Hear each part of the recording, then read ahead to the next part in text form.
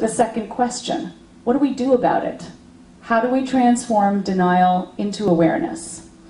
I want to begin to address this question with a question for you.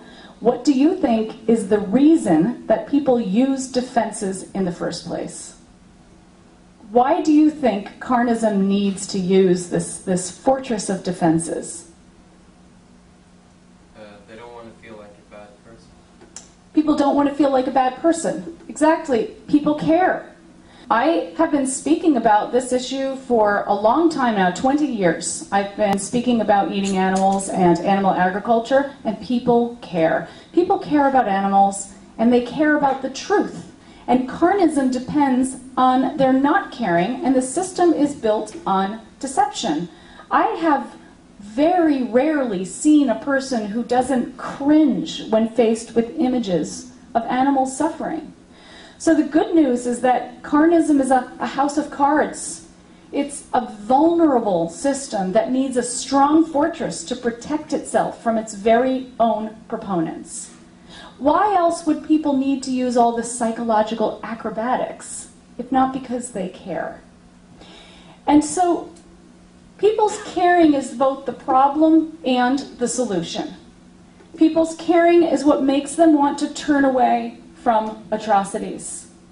And our caring is also what gives us the courage to see the truth of what is happening, the courage to bear witness. Now, I mentioned witnessing at the beginning of this presentation, and I want to make sure this is clear. When we bear witness, this means we're willing to see the truth with our minds, cognitively, but also with our hearts, emotionally. On a cognitive level, when we bear witness, this means we identify with another. This means that we see something of them in ourselves and something of ourselves in them, even if the only thing we identify with is the desire not to suffer. When we bear witness, we also empathize with another. We look at the world through their eyes, so that when we make choices that impact them, we ask ourselves, what would he or she want us to do? Now, so many people tell me, vegans tell me, that one of the things that's so difficult for them is when they have friends and family or people they advocate to who see, have you seen Earthlings? Is Earthlings? Yeah. Okay. Who see something like Earthlings, or they see undercover footage of factory farms, CAFOs, and those same people continue to eat animals. And they say, how can you see this and still make the choice, right? Have you experienced this? It's frustrating and it's confusing. That's because they haven't fully witnessed. Witnessing has to happen in the heart. If people only see with their eyes and their minds, often that's not enough to motivate them to take action. When people bear witness, this happens on an internal level first. They take in the truth, and then it can be practiced on an external level. Then they can actively become witnesses and work toward change. Witnessing is really the Achilles heel of Carnism. The whole system is organized to block witnessing on an individual level and on a collective level. And we cannot force people to witness, but what we can do is we can create an environment that creates space for witnessing. When you show somebody a film, for example, you can't force them to witness because you can't force them to open their hearts, and opening your heart is fundamental to witnessing. So I want to talk about how we can create an environment that helps people bear witness to our message. One of the most important things we can do is to focus on the process of a conversation, not the content. The process is the how. How do we communicate? The content is what we are communicating about. If you have a healthy process, it doesn't matter what the content is. It doesn't matter if you're talking about or debating whether to go out or stay home on a Saturday evening, or whether you are debating or discussing whether to eat animals or go vegan. The process is the same. A healthy process is the same. And a healthy process means that your goal of the communication is to relate rather than to win. What this means is that the goal of the conversation is to share the truth of your experience and to hear the truth of somebody else's experience. The goal is not to be right. When you're talking about veganism, how often do you find that your goal is to win, to make somebody go vegan? Can you relate to this? I want to be right. I want you to see that I'm right, and I know that I'm right. Well, it's true that, veganism is the most compassionate choice to make, but if you approach a conversation with that agenda in mind, well, think about it. When somebody talks to you and their goal is to make you agree with them, how do you feel? You notice, right? You always know. We can tell, even if the person isn't obvious. So how do we do this? How can we relate to people in a way that is cooperative? One way to do this effectively is to share your own story. Okay, when I'm talking to groups of meat eaters, which I do very frequently, as I said, I'm on a speaking tour, so I speak to large groups of meat eaters almost every weekend now.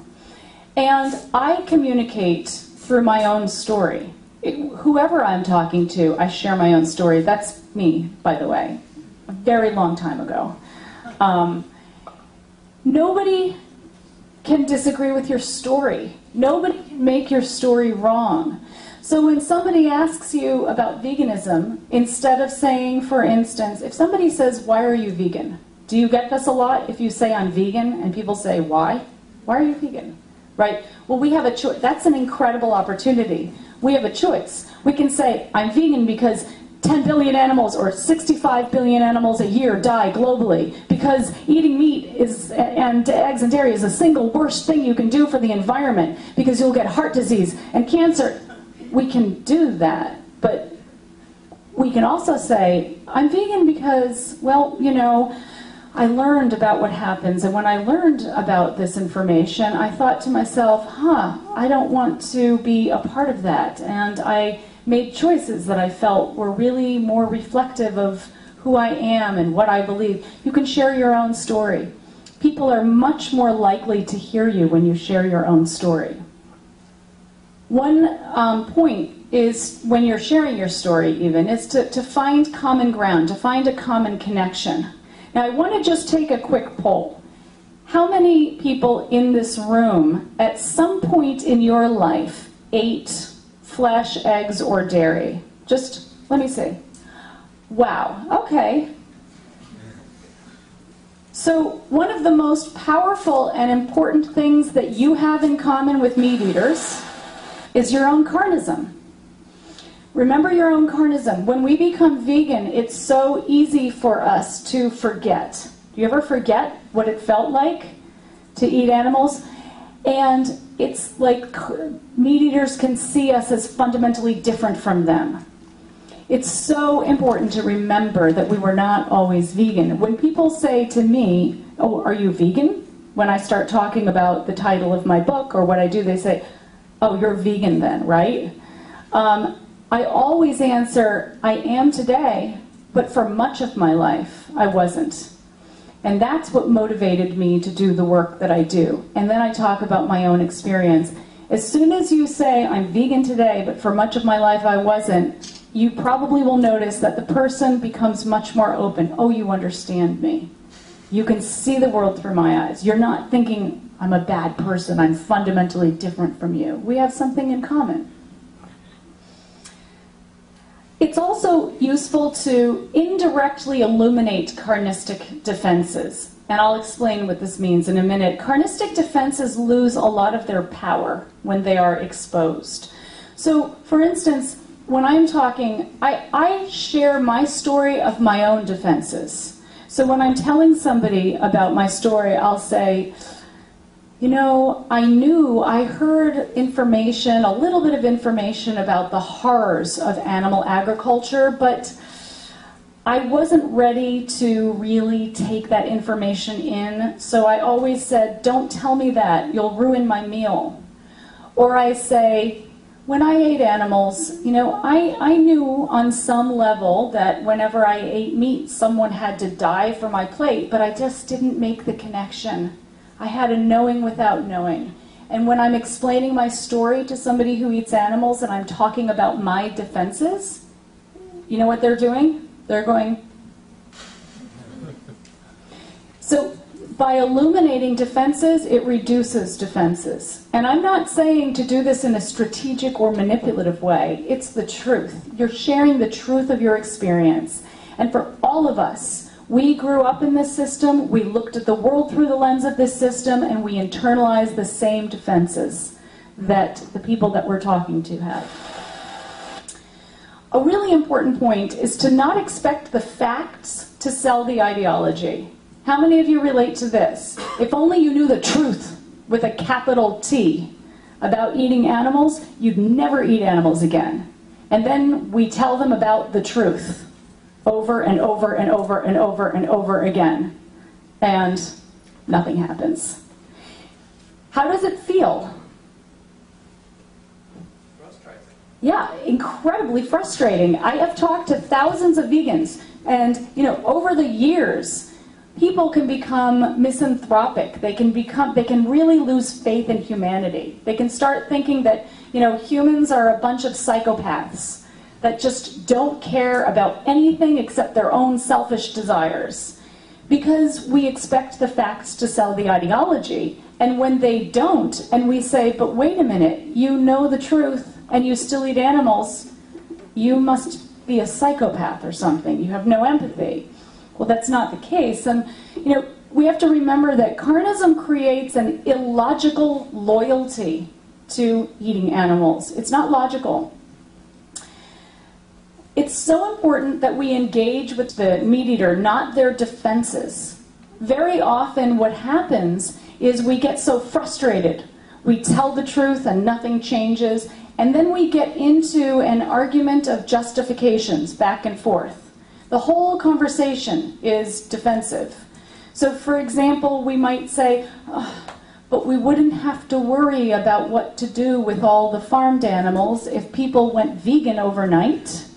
Well, if people went vegan, because we wouldn't be breeding them in the first place, right? So, well, what if you had to kill the animal yourself? Would you eat animals then? No, you're a hypocrite, right? So we can go back and forth with justifications. Some justifications need to be addressed. If a person really believes they're going to get sick or die if they go vegan, they need to know that that's not true. But very often, justifications are distraction from the real issue. The real issue is on the feeling level. Sharing our story is one way to address that.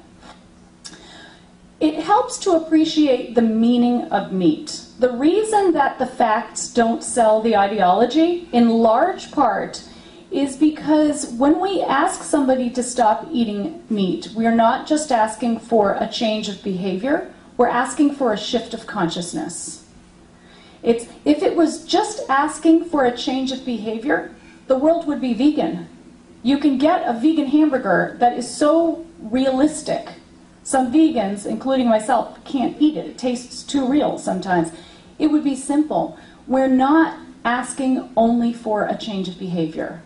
We're asking for people to change the whole way they see the world, themselves, and their relationship with others, including other animals and themselves. We're asking people to, for instance, see themselves as a strand in the web of life, rather than standing on top of the so-called hierarchical ladder of life. We're asking for people to step outside of the dominant carnistic norm and to become part of a minority. And this is empowering, but it's challenging. Maybe you can relate to this. I mean, sometimes relationships suffer when people become vegan, when people in their lives have not become vegan. We're asking people to take this on. We're asking for people to open to the reality of animal suffering in this world. And once you allow yourselves to take that truth in, your life is never the same. So we're asking for a shift of consciousness. And people do not make that kind of change unless they are ready to. People cannot make that change until they feel ready to, psychologically, socially, and on a practical level. So one way that we can help people feel ready or feel safe enough to hear our message so that they'll change when they're ready is to view them as victims, not the enemy. Victims of the system, not the enemy. Remember that Carnism creates this us versus them mentality.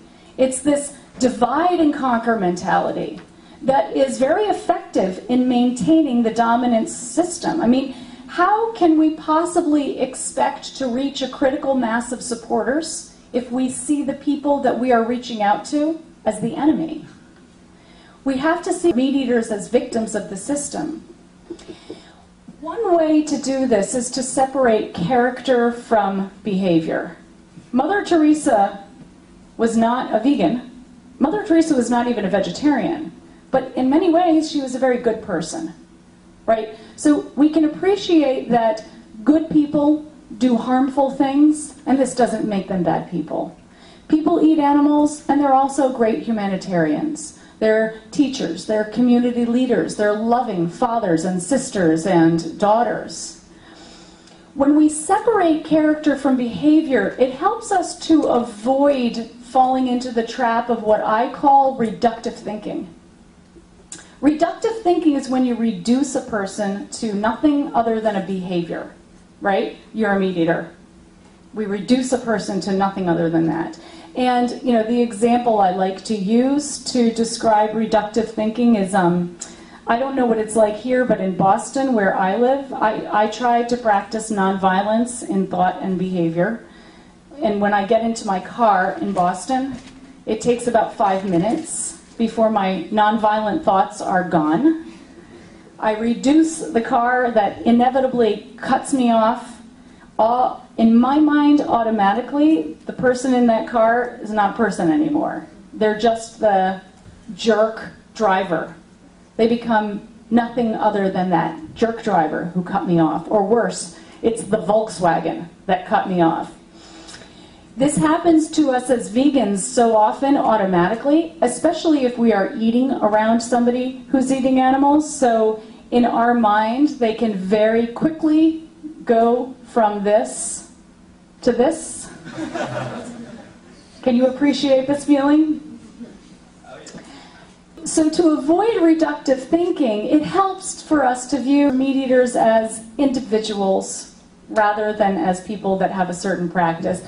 We are all so much more than just our ideology. I'm a vegan. I'm obviously, it's my profession, it's my work, but I am so much more than just a vegan. I'm a friend.